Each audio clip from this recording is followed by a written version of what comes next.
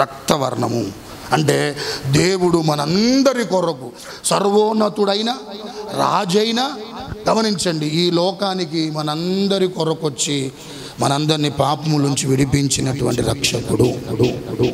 ఆమేన్ చెప్పండి. పాపము లేని పరిశుద్ధుడు, రక్తము చిందించకుండా ఏంటంట పాప క్షమాపణ లేదు. ఒక వ్యక్తి ప్రాయశ్చిత్తంగా తన పాపాలు క్షమించబడాలి అని అంటే పరిశుద్ధమైనటువంటి రక్తాన్ని ఏం చేయాలంటే దేవుడు చిందించాలి. ఆ రక్తాన్ని మన కొరకు తన ప్రాణం దాచుకోలే. ఈ లోకంలో చాలామంది ఎదుట వారిని ప్రేమిట్టారు, వీరు కాపాడుకోవడం కొరకు ఎదుట వారిని చంపినట్టు కాదు, కుటుంబాలు కాపాడుకోవడానికి చాలామంది చంపినట్టుగా ఉంది. కానీ యేసు ప్రభువారు ఈ భూమి మీద కానీ చెప్తున్నా మీ అందరికీ, నీ రక్షణ కొరకు చనిపోయిందంటే ఎవరు లేరు సంగమా. కేవలం ఈరోజు నువ్వు ఏ దేవుడిని అయితే ఆరాధిస్తున్నావు ఆ దేవుడు నీ కొరకు, నీ రక్షణ కొరకు ప్రాణం పెట్టాడు. ఆయన చరిత్ర మరణంతో ముగించబడలే, ఇప్పటికైనా చరిత్ర కొనసాగుతున్నది. మరణం తర్వాత కూడా ఆయన చరిత్ర కొనసాగుతూనే ఉంది. అందరి చరిత్ర మరణంతో ఏమైపోయిందంట, ముగిసిపోయింది. కానీ దేవుడు ఎందుకు అంత మనం ఆయన ఆరాధించాలి, ఎందుకు అంత గొప్పగా ఆయన ప్రేమికుల నామాన్ని కొనియాడాలంటే ఆయన చరిత్ర ఈ రోజు వరకు ఏం చెప్పాలా కొనసాగుతూనే ఉంది. హల్లెలూయా. ఇంకొంచెం బిగ్గరగా హల్లెలూయా. అంటే గమనించండి, విమోచకుడు, సర్వోన్నతుడు, రాజు, ఇంకేనంట విమోచకుడు. ఇప్పుడు ఆయన ఆ వస్త్రపు అంచులకి దేవాలయం ఏందంటమ్మా కప్పుకోనుందంట, నింపబడుందంట. అంటే గమనించండి, తల్లపైకి అయితే నాగేలు చూడాలి ఒకసారి. సంఘం అంటే ఏంటమ్మా? సంఘం అంటే ఏంటి? సంఘం అంటే ఏంటి మీ ఉద్దేశంలో? సంఘం అంటే ఏంటంటే మేము పలానా సంఘస్థులండి, పలానా సంఘానికి మేమేంటంట సభ్యులమండి, మాకు ఇది కూడా ఇస్తారండి, ఏంటిది ఐడి కార్డు కూడా ఇస్తారండి, దాన్ని ఏం చేయకుండా చూపిస్తే లోపలికి పంపిస్తారండి అని చాలామంది చాలా రకాలుగా మేము దాంట్లో ప్రైమ్ మెంబర్స్ అండి ఫలానా సంఘంలో అని చాలామంది చెప్పుకుంటూ ఉంటారు. కానీ ఓకే, దట్స్ ఫైన్. సంఘం అంటే ఏం చెప్పాలా? సర్వోన్నతుని ఆరాధించువారు, రాజుగా ఎవరైతే ఆయన నా రాజు ఆయన చేతులకు ఎవరైతే అప్పగించుకుంటారో రక్తము చేత విమోచించబడ్డవారు మాత్రమే సంఘం. అర్థమవుతుందా? సర్వోన్నతుడిని ఏం చేయటం? ఆరాధించేవారు, రాజుగా వారి జీవితాలను ఏం చేయటం? ప్రభుకి అర్పించేవారు. మూడవది ఏంటంట, నా పాపాల నిమిత్తమే దేవుడు ఏం చేయబడ్డాడు? విమోచించబడ్డాడని ప్రేమికులారా గ్రహించువారు మాత్రమే సంఘం. ఆ సంఘము చుట్టూ దేవుడు ఏంటంట అమ్మా చెంగంతా ప్రేమికులారా మందిరం అంతా నిండుకొని ఉందంట ప్రేమికులారా. ఆమేన్ చెప్పండి. అంటే దేవుడు ఇలాంటి అనుభవాలతో నింపాలని ఇష్టపడుతున్నాడు ఆయన, ఇలాంటి ఆధిక్యతలతో ప్రభువు నిన్ను నింపాలని ఆశపడుతున్నాడు ఆయన. ఇంకంతేకాదు, భౌతిక సంబంధమైనటువంటి యాజకులైన పాపం చేస్తే ఏమైపోయి చెప్పాలా? చచ్చిపోతారేమో. ఏమైతే భౌతిక సంబంధమైన ప్రధాన యాజకులు సంవత్సరం ఒక్కసారి ఆ బలిపీఠం దగ్గర పోయేటప్పుడు, ఆ ప్రత్యక్ష గుడారములు అతి పరిశుద్ధులకు పోయేటప్పుడు ఏదైనా పాపం చేస్తే వాళ్ళు చనిపోతారు, వాళ్ళ చరిత్ర అక్కడితో ఆగిపోయింది. కానీ దేవుడు ఎవరు చెప్పాలా? గంటలు ఎప్పుడు మోగుతూనే ఉంటాయి. 24/7 365 days భూమి ఉన్నంత వరకు గంటలు మోగుతూనే ఉంటాయి. Is on active.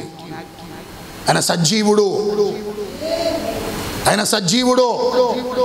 భౌతిక సంబంధమైన ప్రధాన యాజకుడు చచ్చిపోతాడేమో కానీ ఆ యాజకుడు ఏంటంట అసలు అతనికి మరణమే లేదు. ఆయన సజీవుడు ప్రేమికులారా.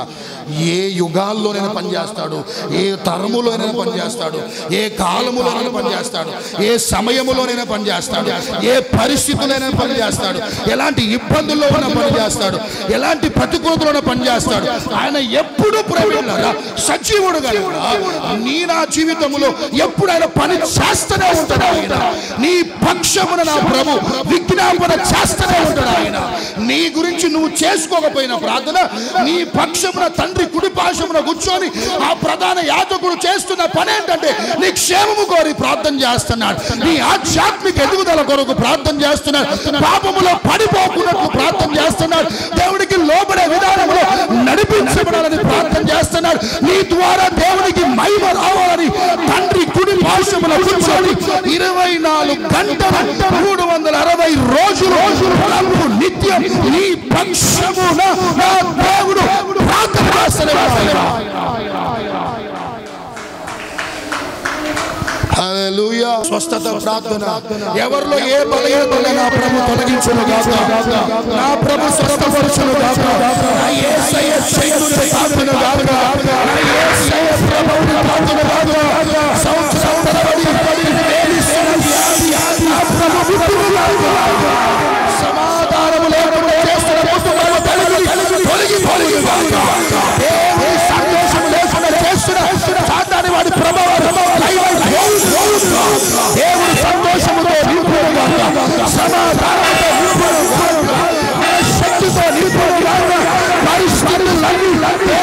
ఆశీర్వదించుగాక.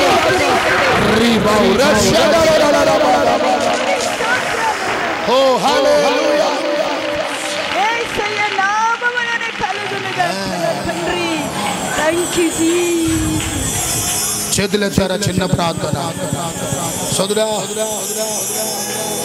నువ్వు దేవుని మహిమతో కప్పబడ్డావు, దేవుని ప్రభావంతో కప్పబడ్డావు. నీకు అర్థం కావట్లే. నువ్వు దేవుని చేతిని ఆవరించబడి ఉన్నావు. నీ పక్షమున దేవుడు పని చేస్తూనే ఉన్నాడు. ఆయన నీ కొరకు విజ్ఞాపన చేస్తూనే ఉన్నాడు. నీ పక్షమున పోరాడుతూనే ఉన్నాడు. నీ పక్షమున వ్యాజ్యం ఆడుతూనే ఉన్నాడు. ప్రార్థన చేసుకుందాం. చేతులెత్తారా. అయ్యా, నీ వస్త్రపు ఆ అంచులకున్న గొప్పతనం ఎంత గొప్పదా ప్రభువా. ఈ అంచులకున్న ఆ మహిమాన్వితమైన అనుభవాలు ఎంత గొప్పవా నాయన.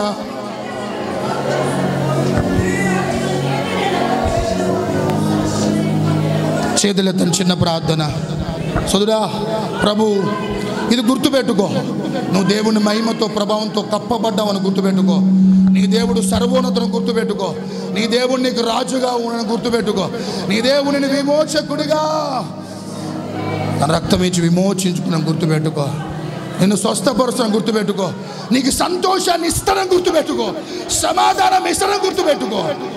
ఇవన్నీ అనుభవాలు ప్రభా లోకములుంటే రావయ్యా. లోకములుంటే రావయ్యా. లోకానుసారంగా తిరిగితే రావయ్యా. లోక మీద నడిపించబడితే రావయ్యా. నీ మందిరమని పిలువబడుతున్న నా జీవితం, నా బ్రతుకు తప్పబడాలి ప్రభా. నింపబడాలయ్యా, నింపబడాలి.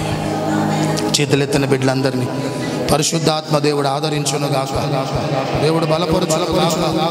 దేవుడి విధానాల్లో గొప్పగా ఇంకా ఘనంగా స్తుతించగలిగే ఆధ్యాత్మిక అనుభూతుల చేత ప్రతి ఒక్కరు ఇంకా పట్టికపడిన నీలో స్థిరపరచబడి నవనూతనంగా పరిశుద్ధాత్మ కుమ్మరింపు చేత నడిపించబడగలిగే దూతర కార్యాలు